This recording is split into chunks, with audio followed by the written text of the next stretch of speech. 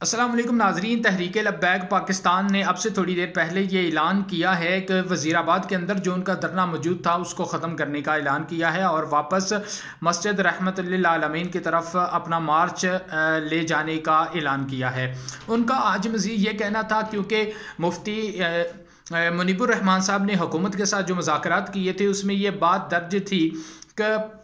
50% जब मुतालबात मंजूर हो जाएंगे तो ये धरना हम ख़त्म कर देंगे। अब उनका ये ऐलान है कि अब वज़ीराबाद में बैठने का जवाज़ नहीं है, अब हम यहाँ से धरना ख़त्म करके वापस लॉन्ग मार्च की सूरत में हम यतीम खाना चौक में मस्जिद रहमत लिल आलमीन में पहुँचेंगे, वहाँ पर जहाँ से 12 रबीउल अव्वल को उन्होंने लॉन्ग मार्च का ऐलान किया था। जैसा कि हमें पता है कि 12 रबीउल अव्वल के बाद जब इन लोगों ने लॉन्ग मार्च का ऐलान किया, मुल्क के हालात काफ़ी ख़राब हो गए और काफ़ी पुलिस वाले हैं जिनकी शहादतें हुई, उनके साथ साथ तहरीक लब्बैक के कुछ कारकुनान हैं जिनकी भी शहादतें हुई, कसीर तादाद में लोग ज़ख्मी भी हुए। लेकिन आज मुफ्ती आज जो अल्लामा सरवर साहब हैं उन्होंने ये ऐलान किया है कि ये धरना अब ख़त्म है, अब हम यतीम खाना चौक में पहुँचेंगे, वहाँ पर जाकर हम इंतज़ार करेंगे अल्लामा साद हुसैन रिजवी का। अल्लामा साद हुसैन रिजवी क्योंकि अभी पाबंदे सलासल हैं और वो वहाँ से रिहा होंगे और 19 नवंबर को जो अल्लामा खादम हुसैन रिजवी साहब का उर्स है उसकी तकरीब में वो शिरकत करेंगे। ये अल्लामा सरवर साहब का ये कहना था। अब ये जितना भी, क्योंकि जब से ये तहरीक लब्बैक वाले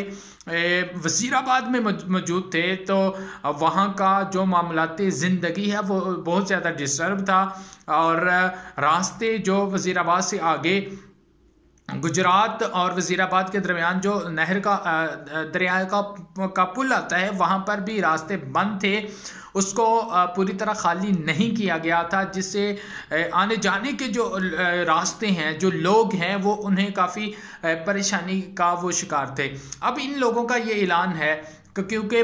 50% हमारे मुतालबात मंजूर हो चुके हैं, अब हमें यहाँ पर बैठने का हमारा कोई जवाज़ नहीं बनता, हम वापस यतीम खाना चौक में मस्जिद रहमतुल लिल आलमीन में जाएंगे, वहाँ पर बैठ के अपने मज़ीद जो मुतालबात हैं उनका मंजूर होने का इंतज़ार करेंगे और अल्लामा